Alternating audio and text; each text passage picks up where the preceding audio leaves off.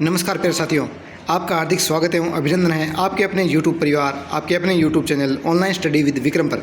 तो साथियों, BSTC यानी कि प्री BSTC एग्ज़ाम के लिए हमने जो राजस्थान जीके के हिस्ट्री पार्ट का क्या PYQ सॉल्यूशन स्टार्ट किया था, उसमें दोस्तों आज की अपनी वीडियो के अंदर बात कर रहे हैं। अपने 180 नंबर क्वेश्चन तक हमने पहले कर चुके थे और आज दोस्तों 181 नंबर क्वेश्चन से अपने करेंगे। इससे पहले मैं दोस्तों आपको बता दूं कि अपने राठौड़ वंश का इतिहास यानी कि मारवाड़ और बीकानेर राज्य का इतिहास अपने कर चुके हैं। अपने बात करें दोस्तों मेवाड़ के इतिहास की, और मेवाड़ के इतिहास में आज का अपना पहला प्रश्न होने वाला है, महाराणा कुंभा द्वारा रचित संगीत राज कितने भागों में विभक्त था। तो दोस्तों यदि आपने अभी तक वो पीछे वाले अपने वीडियोज़ नहीं देखे हैं तो वो वीडियोज़ आप कृपया पहले जाके देखिए और इस वीडियो को आप उसके बाद देखिएगा। देखिए आज का अपना पहला प्रश्न क्या है, महाराणा कुंभा द्वारा रचित संगीत राज कितने भागों में विभक्त था। तो दोस्तों जैसे महाराणा कुंभा की कौन कौन सी रचनाएं हैं, संगीत राज, संगीत मीमांसा और जो चंडीस्तक, ठीक है, ये किसकी रचनाएं हैं, महाराणा कुंभा की रचनाएं हैं। इसके अलावा गोविंद राज पट्टिका भी महाराणा कुंभा ने ही लिखी थी। तो ये कितने भागों में विभक्त है दोस्तों, तो इस क्वेश्चन का आंसर हो जाएगा 5 भागों में विभक्त है। कितने भागों में विभक्त है संगीत राज दोस्तों 5 भागों में विभक्त है। कौन कौन से 5 भाग देख लेते हैं। महाराणा कुंभा द्वारा रचित संगीत राज 5 भागों में विभक्त है, जो पथ रत्न कोश, गीत रत्न कोश, वाद्य रत्न कोश और नृत्य रत्न कोश। और इसके अंदर कितने दोस्तों 80 परीक्षण है। नेक्स्ट क्वेश्चन देखिए आज का अपना दूसरा प्रश्न, महाराणा कुंभा के शासनकाल में चित्तौड़ का वास्तुकार कौन था। तो चित्तौड़ का वास्तुकार कौन था दोस्तों, उस समय जो चित्तौड़ का प्रसिद्ध वास्तुकार था वो कौन था, मंडन था, ठीक है। और उसके अलावा जैता भी कौन था, इसका चित्तौड़ का ही वास्तुकार था महाराणा कुंभा के समय। मंडन ने क्या किया था दोस्तों, महाराणा कुंभा के द्वारा जो कीर्ति स्तंभ का निर्माण करवाया गया था उसका निर्माण किया था।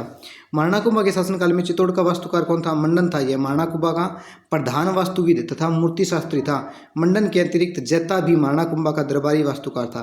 कौन था दोस्तों, जैता। इसके अलावा अत्रि और महेश भी महाराणा कुंभा के समकालीन ही वास्तुकार थे। ये भी मेवाड़ से ही संबंधित है दोस्तों। हाल गुरु मेवाड़ के किस शासक को कहा गया है। नेक्स्ट क्वेश्चन है, हाल गुरु किसे कहा जाता है। हाल गुरु दोस्तों, हाल गुरु क्यों कहते हैं इसे, महाराणा कुंभा को कहा गया है दोस्तों। किसे कहा गया है, महाराणा कुंभा को। ऑप्शन डी हमारा यहाँ पर क्या होगा, सही होगा। महाराणा कुंभा को क्या गया है दोस्तों, हाल गुरु। हाल गुरु क्यों, क्योंकि इन्होंने क्या किया था दोस्तों, पहाड़ी दुर्गों का निर्माण करवाने के कारण इनको क्या कहा गया है, हाल गुरु। जो असलगढ़ है मुख्यतः सिरोही का, उसका निर्माण भी किसने करवाया था, महाराणा कुंभा ने करवाया था। ऐसा कहा जाता है कि जो राजपूताने के 84 दुर्ग है, 84 में से 32 का निर्माण, कितने दुर्गों का निर्माण दोस्तों, 32 दुर्गों, कितने में से 84 में से का निर्माण किसने करवाया था, महाराणा कुंभा ने करवाया था, ठीक है। पहाड़ी दुर्गों का स्वामी होने के कारण महाराणा मेवाड़ के शासक कुंभा को क्या कहा जाता है दोस्तों, हाल गुरु कहा जाता है। और इनका शासनकाल था 1433 से 1468। आपको याद रखना ये। इन्हें अभिनव भट्टाचार्य, हिंदू सुल्तान, दान गुरु, छाप गुरु, हाल गुरु, राणा रसो आदि नामों आदि भी उपाधियाँ किसकी थी दोस्तों, महाराणा कुंभा की उपाधि थी।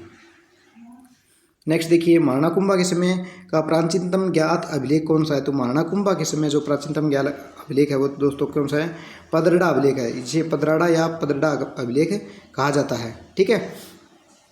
बात करें ये कब का है, तो ये 1490 ईस्वी का शिलालेख है दोस्तों। कब ज्ञात हुआ था ये, 1490 ईस्वी इसके ऊपर उत्कीर्ण है। निम्नलिखित में से किस प्रशस्ति के रचयिता अत्रि और महेश है।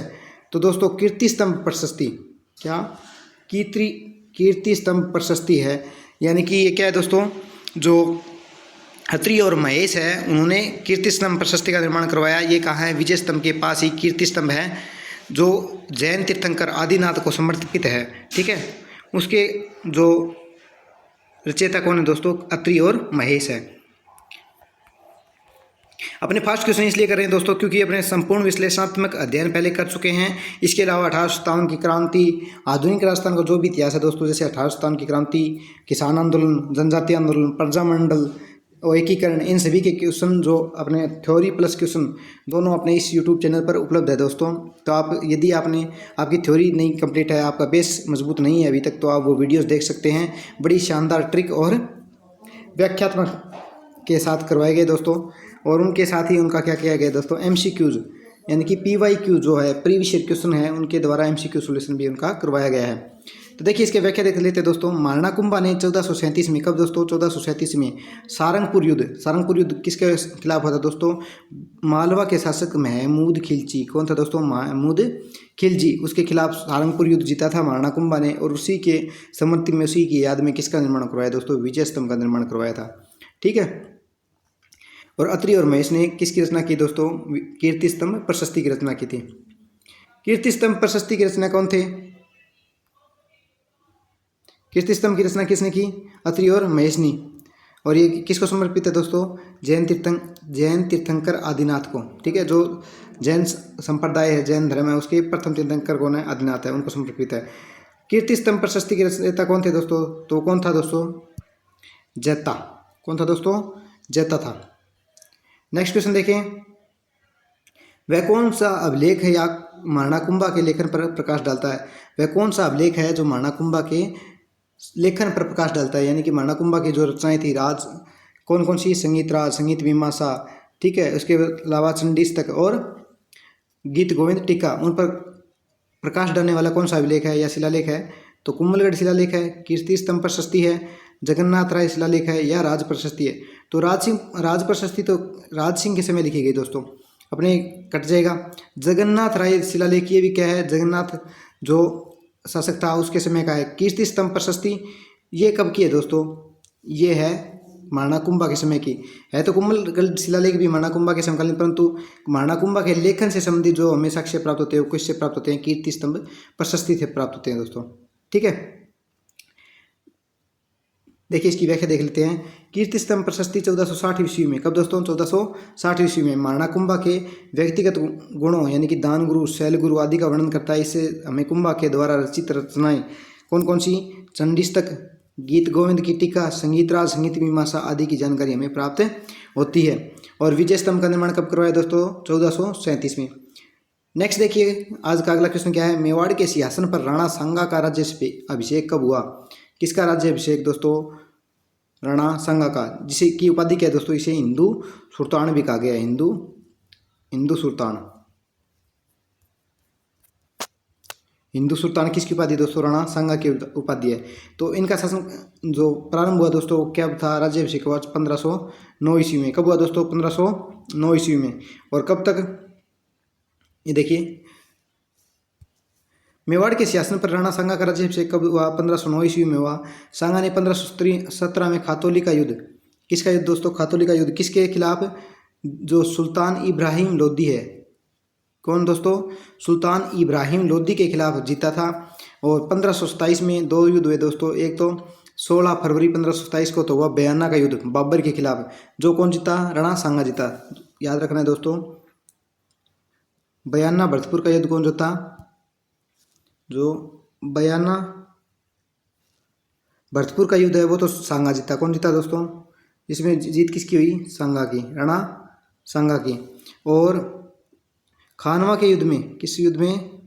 खानवा के युद्ध में जीत किसकी हुई दोस्तों? खानवा के युद्ध में हुई बाबर की।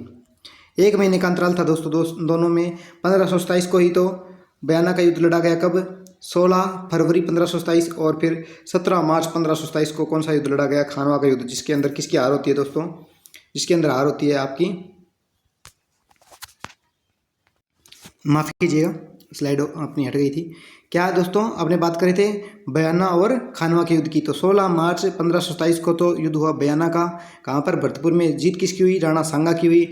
और 17 मार्च ठीक 1 महीने पश्चात खानवा का युद्ध हुआ, जिसके अंदर जीत किसकी हुई दोस्तों? बाबर की जीत हुई। और राणा सांगा इसमें हार गया था। राणा सांगा के ये भी क्वेश्चन दोस्तों फर्स्ट ग्रेड में पूछा गया पीछे। इसके अलावा ये पिछली सीटी के अंदर भी क्वेश्चन पूछा गया है कि राणा सांगा के पश्चात मेवाड़ का शासक कौन बना था? तो कौन बना दोस्तों? रतन सिंह है वो राणा सांगा के पश्चात मेवाड़ का शासक बना था। ये ध्यान रखना आपको दोस्तों। महाराणा सांगा ने इब्राहिम लोदी को कौन से युद्ध में हराया था?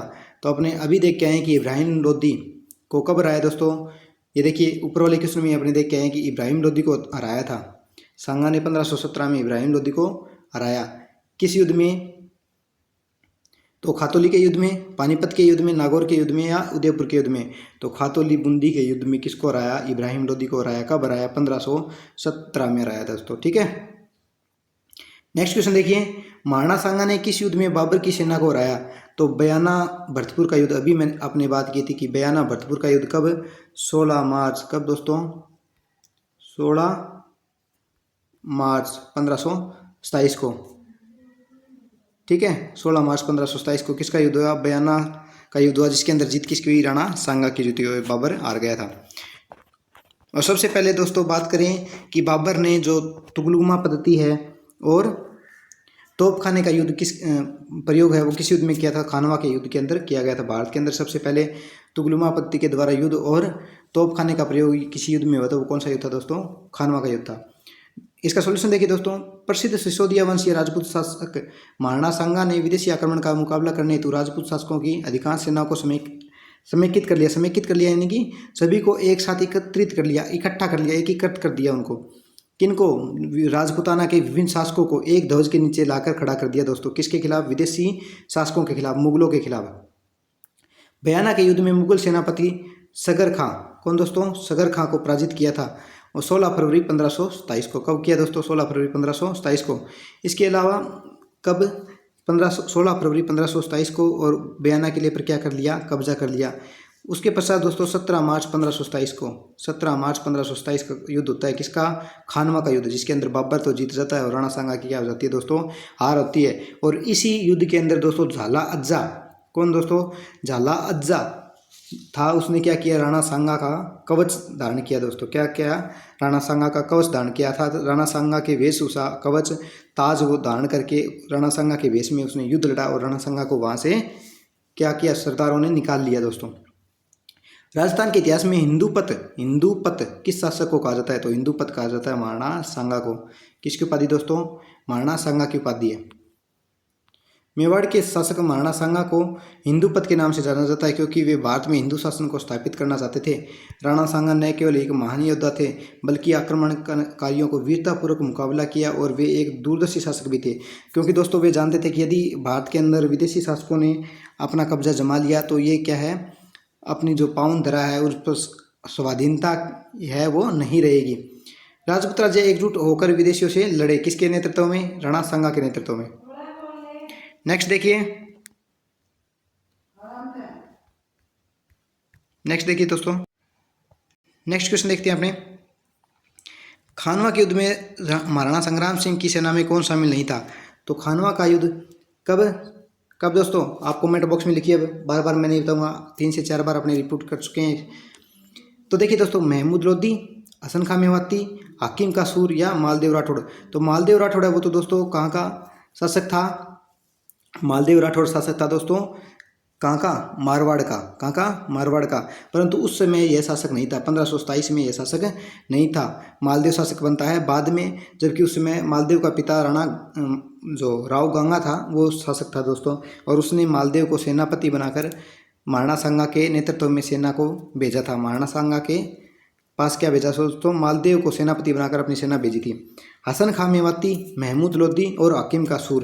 तो दोस्तों महमूद लोधी है वो तो क्या है? उससे तो युद्ध हुआ था सांगा का, तो ये भी था सेना में, महाराणा संग्राम सिंह की सेना में शामिल नहीं था। तो महमूद लोधी भी था, शामिल था दोस्तों। हसन खां मेवाती, हाकिम कासूर नहीं था दोस्तों। कौन नहीं था? हाकिम कासूर। ऑप्शन सी हमारा यहाँ पर क्या हो जाएगा? सही हो जाएगा, क्योंकि हाकिम कासूर दोस्तों किसके सेना में था? महाराणा प्रताप की सेना में था। किसकी सेना में था? महाराणा प्रताप की सेना में था। ये देखिए सॉल्यूशन। हाकिम कासूर शेरशाह सूरी के वंशज थे। किसके वंशज थे? शेरशाह सूरी के। वे महाराणा प्रताप की सेना में थे, और महाराणा प्रताप के जो सेना का अग्र भाग है उसका नेतृत्व कौन कर रहा था दोस्तों? हाकिम कासूर। अब आपको ये कमेंट बॉक्स में लिखना है दोस्तों कि सेना के आगे वाले भाग को क्या कहा जाता है। यानी कि जैसे दोस्तों सेना का हिस्सा होता है कि सबसे पहले जो सेना का आगे आगे हिस्सा चलता है उसका क्या नाम है, अंत में जो सेना का भाग होता है, जो पार्ट होता है, उसे क्या कहते हैं। इस प्रकार से आपको लिखना है कि सेना के आगे वाले हिस्से को क्या कहा जाता है। 1576 में हल्दी घाटी की लड़ाई में अकबर के विरुद्ध युद्ध लड़ते हुए उनकी मृत्यु हो गई थी। किसकी दोस्तों? हाकिम कासूर की। और ये किसकी तरफ से लड़े थे? महाराणा प्रताप की तरफ से लड़े थे। जबकि खानवा का युद्ध है वो 17 मार्च 1527 को बाबर और सांगा के मध्य हुआ था, जिसमें बाबर क्या हुआ? विजयी हुआ। राणा सांगा और बाबर के मध्य खानवा का युद्ध कब हुआ? ये तो दोस्तों कितनी बार रिपीट कर चुके अपने आप झट से बता दिया होगा। कब? 17 मार्च 1527। ऑप्शन बी हमारा यहाँ पर क्या हो जाएगा? सही आंसर हो जाएगा। राणा सांगा के खिलाफ द्वारा लड़ी गई निम्न लड़ाइयों का सही कालक्रम होगा।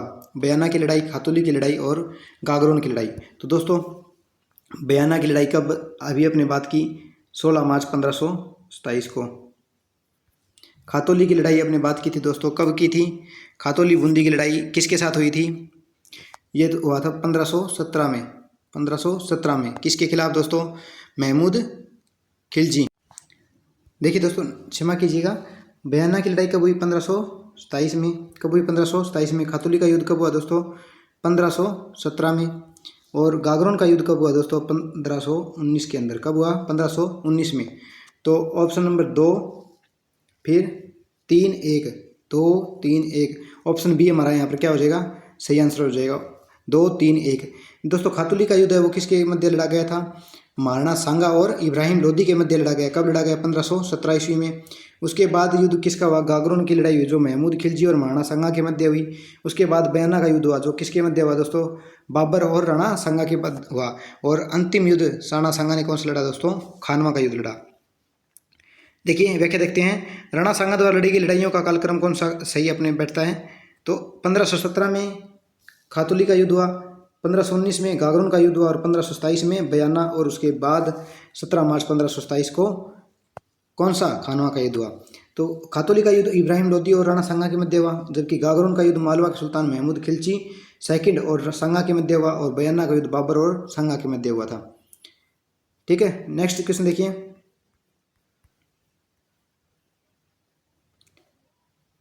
यूज का दोस्तों वह कौन सा विलेज है जो कुंभा के लिए, ये भी हो गया। महाराणा सांगा ने इब्राहिम लोदी को कौन से युद्ध में पराजित किया? तो दोस्तों कौन से युद्ध में पराजित किया था? खातौली के युद्ध में पराजित किया था। ये क्वेश्चन अपने देख चुके हैं। नेक्स्ट देखिए, महाराणा सांगा ने किस युद्ध में बाबर की सेना को हराया था? तो बाबर की सेना को किस युद्ध में हराया? बयाना के युद्ध में हराया। नेक्स्ट देखिए, राणा सांगा के उस सहयोगी का नाम बताइए जिसने खानवा युद्ध के नाजुक पड़ाव पर अपना समर्थन वापस ले लिया। तो वो कौन था दोस्तों? सलेदी तंवर था। इसने क्या किया? राणा सांगा के साथ क्या कर दिया था दोस्तों? विश्वासघात कर दिया, जिसके कारण राणा सांगा हार गए थे और इसने क्या किया? अपनी सेना को वापस ले लिया था। नेक्स्ट क्वेश्चन देखिए, खानवा में बाबर के विरुद्ध सांगा की सहायता के लिए किसके नेतृत्व में मारवाड़ी सेना भेजी गई? तो अपने एक क्वेश्चन का आंसर कर चुके हैं दोस्तों, अभी ऊपर करके आए थे कि नेतृत्व में किसके भेजी गई? मालदेव के। और शासक कौन था? राव गंगा था। राव गंगा ने अपने पुत्र मालदेव के नेतृत्व में सांगा की सहायता के लिए क्या भेजी? अपनी मारवाड़ की सेना को भेजा था। नेक्स्ट देखिए, महाराणा सांगा के मृत शरीर का दाह संस्कार कहाँ किया गया? तो वो मांडलगढ़ में किया गया था। कहाँ किया गया था दोस्तों? मांडलगढ़ में किया गया, जहाँ पर राणा सांगा की वर्तमान में छतरी बनी हुई है। महाराणा सांगा मेवाड़ के राजपूत शासक थे। उन्होंने 1509 से 1528 तक शासन किया। कब किया दोस्तों? 1509 से 1528 तक। अंतिम युद्ध था 1527 का, खानवा का युद्ध। और अमर काव्य के अनुसार इनके मृत शरीर का दाह संस्कार कहाँ किया गया? मांडलगढ़ भीलवाड़ा में किया गया।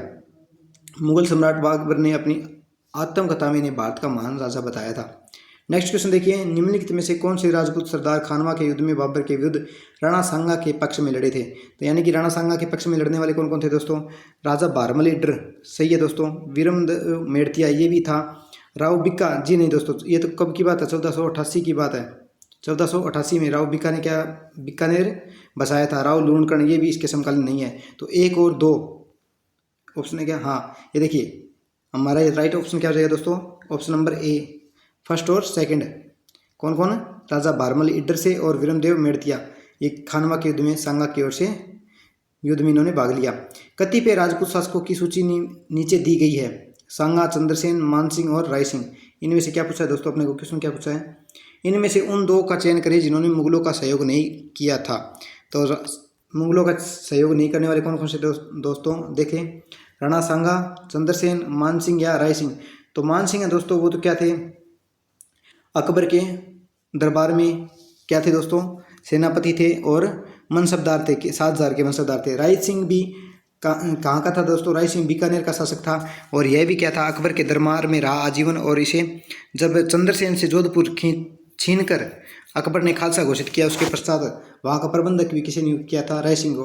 तो मानसिंह और राय सिंह है, ये तो क्या रहे दोस्तों? आजीवन मुगलों के शरण में रहे, मुगलों के सेवक बन के रहे। जबकि राणा सांगा और चंद्रसेन है, इन्होंने क्या किया? मुगलों की कभी अधीनता या स्वीकार नहीं की। तो ऑप्शन ए और यहाँ पर क्या होगा, 1 और 2 नंबर अपने सही हो जाएंगे। ऑप्शन बी हमारा यहाँ पर क्या होगा, राइट आंसर होगा। नेक्स्ट क्वेश्चन देखिए, निम्नलिखित में से मेवाड़ के किस शासक को शिशु अवस्था में पन्नाधाय ने अपने पुत्र का बलिदान देकर बचाया था? तो किसे बचाया गया था दोस्तों? मेवाड़ का वह शासक जिसे पन्नाधाय ने, दोस्तों ये बहुत ही प्रसिद्ध कहानी है, अपनी छोटी छोटी कक्षाओं में भी ये पढ़ चुके हैं कि पन्नाधाय ने किसे, महाराणा उदय सिंह को बचाया था। किसे बचाया दोस्तों? महाराणा उदय सिंह को बचाया था अपने पुत्र का बलिदान देकर। अब आपको एक क्वेश्चन और लिखना है दोस्तों कमेंट बॉक्स में। एक क्वेश्चन का आंसर मैं आपको पूछना चाहता हूँ कि पन्नाधाय के उस पुत्र का नाम क्या था, जो अपनी छोटी कक्षाओं में पढ़ के आ चुके हैं कि पन्नाधाय के पुत्र का नाम क्या था जिसका बलिदान दिया था, किसके बदले में? महाराणा उदय सिंह को बचाने के बदले में। तो आज के अपने क्वेश्चन सीरीज को यहीं पर समाप्त करते हैं दोस्तों। आप कमेंट बॉक्स में बताइएगा आपको ये श्रृंखला कैसी लग रही है। हम आशा करते हैं कि आपकी तैयारी के अंदर ये श्रृंखला हमारी क्या होगी, बेहतर तरीके से आपके लिए लाभदायक होगी। तो आज अपने लिए यहीं से जय हिंद, जय भारत, धन्यवाद।